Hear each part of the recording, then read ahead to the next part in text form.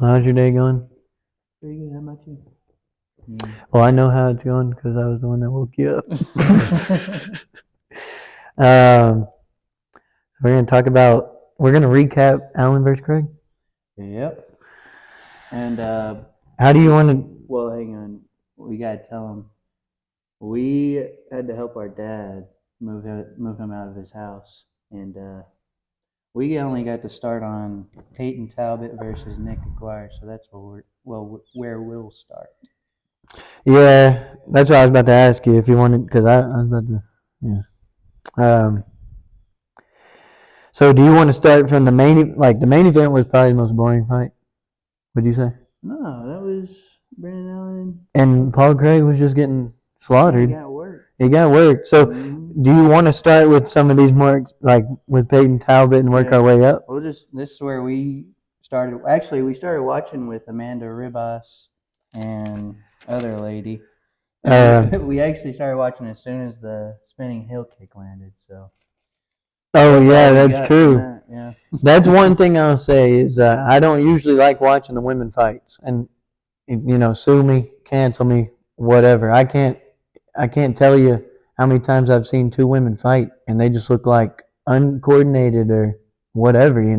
So when a spinning heel kick like that happens, Mm-hmm. that's just amazing to see. That's what we watch the sport for. It gives you a reason to come back. So It gives you a reason to come back. That's right. let's go ahead and get started. Peyton Talbot 6-0 versus Nick Aguirre 7-1. I First thing I noticed was Peyton Talbot has a black hole in his soul. That tells me we got a demon power over here. Yeah.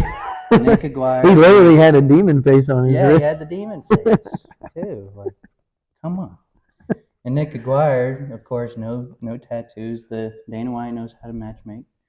You got Satan good versus evil. Yeah, right. In the first round, Peyton Talbot basically just let Nick Aguirre hold him on the ground for the first round. And second round, it kind of woke him up, I guess, and that's when he started. He started taking down the grappler and beating the grappler up on the ground. So That's what I was about to say. I think this was just a masterclass from Peyton Talbot. it was. And I mean, when you got the power of Satan, Lucifer on your side, I mean, the fight game is a great place for you to be. So Exactly. what did you think about Nick Aguirre? What does he have to do to move forward in this sport?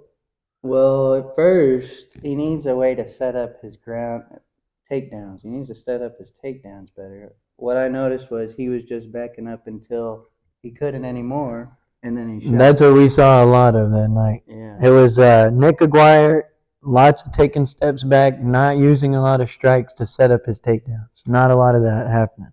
And if he wants to be a successful grappler, we all know it. You got to use strikes. You got to have them think about something on the feet for them to be, for your takedowns to be effective. That's what separates most wrestlers is you got a guy like DC who can put the strikes with the wrestling or the takedowns. And then you got Ryan Bader. And John Jones and all those guys. Every great wrestler in the UFC or great grappler, you can look and tell that they also have great hands, great striking. Yeah. Colby Covington, Kazmat Chimaev, you could just go down the line. What did you think of Chase Hooper? Chase Hooper, clear improvement. Extremely slippery. I said he looks in control even when he looks cooked. That's exactly right, too. Yeah. It's like watching a drunk man on a tightrope. That's what it's like. But he somehow gets to the finish. That's what that was like watching. But that's not even to take away from Chase Hooper because on the ground it is chaos. And he is the embodiment of controlled chaos. And I could see him, if he can get his striking together a little bit, I could see him being a force in the UFC. And it was clear he was working on his striking coming in because as soon as he got in there, it was like a rush 1-2, forces Jordan Levitt to scramble up basically, like drop a level change into him. And I thought Levitt was the bigger guy, he would be able to hold his own on the ground with him a little bit. But obviously, Chase Hooper's 2, 3 tiers above this guy. And who knows about the rest of the division, you know? Now, what does Jordan Levitt have to do to save his career at this point? His career is not in jeopardy, but with the dance moves he does, you can't be losing. Yeah. You just can't be losing. I can't imagine. Most people, they like seeing him lose. They don't like seeing him twerk. The more he loses, the better chance he has of getting cut. So. Another crazy thing we saw from Chase Hooper in that fight was that reversal whenever he had I think they called it a calf splicer. Calf slicer. Calf slicer. When he had him in that Jordan Levitt had Chase Hooper in a calf slicer. Chase Hooper found it in himself you never saw him panic. Wait. He looks around. What, you got a note on that? No, that was the main event, the calf slicer. I got them mixed up. That's my fault. So that was Allen versus Craig. And no, this Chase Hooper was just basically playing with the little boy on the ground. Remember, he got him in the arm bar, and then he was like, no, let's get him to the rear naked, and then choked him. That's what happened. That's what happened. I got him confused. I'm sorry for you folks at home. But, yeah, he set up an arm bar, and he never really pulled. Like, he never really wanted to finish it. And then makes his way to the back. You know what happens next. He's got long, lanky arms, easy to get under the chin when you got those. That's right. Next fight, Michael Morales versus Jake Matthews.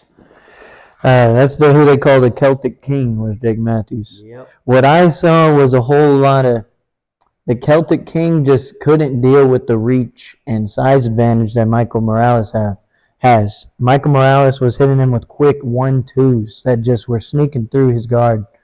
And what we saw was him just fold under that. He just couldn't ever get past that first step of the fight. Yeah, and we have a problem in the UFC with a lot of these guys that just walk forward and they have the most basic strikes. 1-2 here and there, 1-1-2, 1-1, and just a random hook. And that's what Jake Matthews gave Morales. And Morales, he didn't really show much either. I mean, he did have heavy kicks. Very heavy kicks. Yes. He torched his leg in that first round. Yes. Torched it. Yeah, he destroyed his leg. He destroyed it. Mm-hmm. And that's why the Celtic King never could get past that 1-2, because he could never decide. He could never figure out what was coming. He couldn't anticipate leg kick or is it a 1-2. Right. Because your counter to a 1 or a 2 is obviously a slip. And if you get caught with a leg kick in the middle of a slip, you got your weight on the wrong foot. You're getting hurt. That's right. You're getting hurt. But for sure, Morales put on a masterclass. Jake Matthews, I am excited for him as a fighter. He could be a great fighter. He just has to find a way to deal with these longer fighters, it seems like. Not at this point. You think he's done for? He's 29.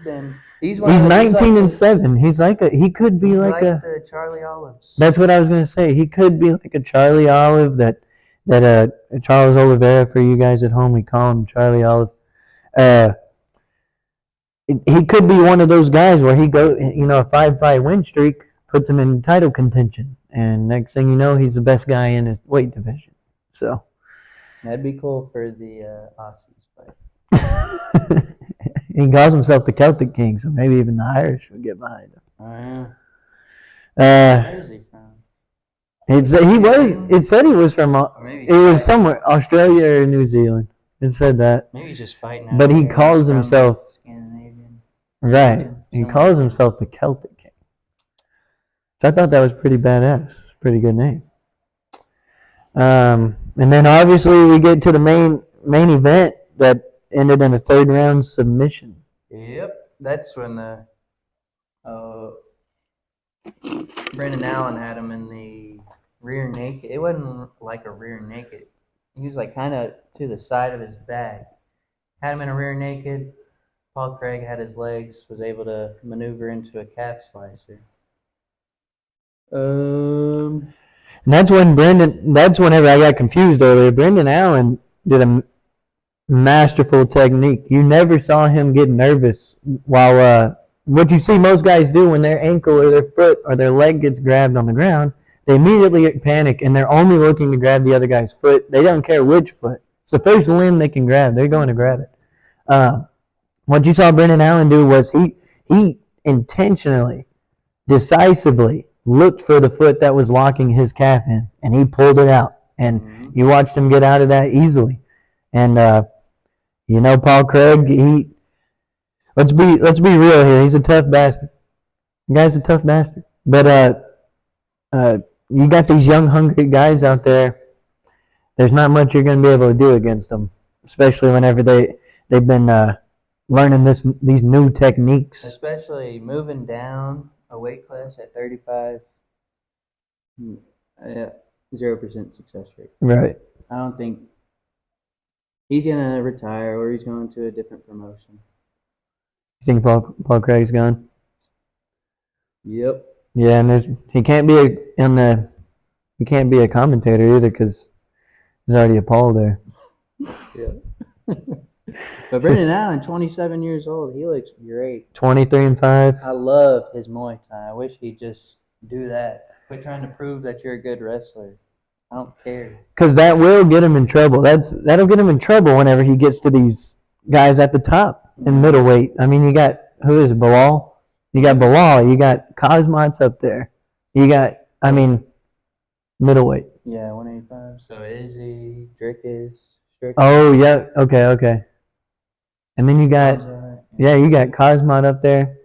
I mean, you can catch it, and even Whitaker, even Whitaker can wrestle you on the ground. So it's a dangerous game to play if you have a really good specialty in Muay Thai and you're relying too much on wrestling.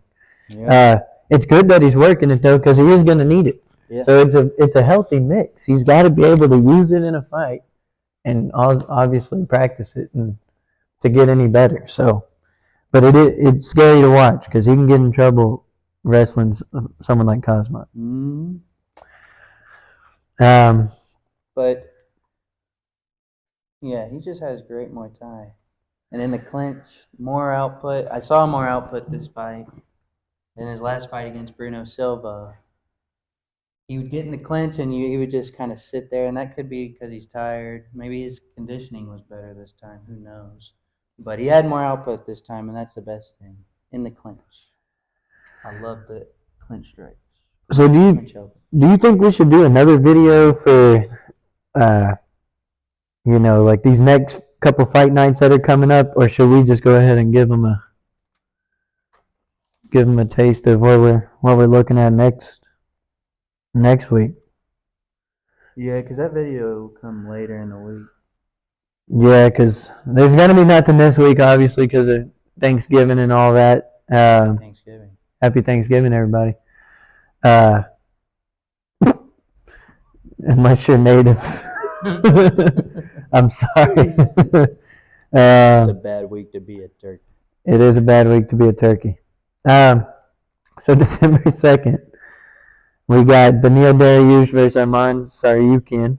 Yeah. We got that whole card coming up. We probably will make a video for that. Just go off of first impression. Immediately looking at the card. What are you thinking? I'm thinking it's a good card. You got Khalil Roundtree on there, Davison Figueiredo, Sean Brady, Kevin Gastelum's on there. He's a good fighter. You got Rob Font, and I'm guessing are they just? Well, my lock of the card would be Rob Font beating Davison Figueiredo. Then you got Dan Hooker versus Bobby Green. It's gonna be a good card. We're gonna do a video on our picks for this, so you guys know who to place your bets on. And when we give you guys picks, we dive into the. What the hell, boss? When we do picks for you guys, we dive into the real data that you don't get to see on even the UFC website. They don't even have the data we're going to be looking at. We're talking about strikes, targeted strikes, not even strikes landed that we're looking at. So you guys tune in for that. This stuff is always fun. We love this sport. Yep. Wrap it up how you want. How would you wrap it up? I don't know, but I was thinking. How would y'all wrap it up? How would y'all wrap it up? Would that be how you would wrap it up? I mean, I think you'd wrap it up like that. Listen, we're a young channel. Maybe even we might just post it raw like this. We're just gonna raw dog it. Raw. Just raw dog it. We don't have a show name yet. We may just be the MMA Bros, the MMA Brothers. Just MMA. We're just the MMA. We are the face of the MMA. Eventually, all MMA channels, there won't be any. Will be MMA. That's right. You'll just have to come back. One day, we're going to get so big here that UFC is going to have to take away their deal. Like, they won't want to be on ESPN anymore. They're going to be calling us. Yeah. They're going to be begging. We're actually going to say no because we're going to be with the PFL. We're going to be the ones promoting. And they're going to have to come to us. But yeah, I guess we're new to this stuff. Let us know how you guys would wrap it up in the comments. Give us any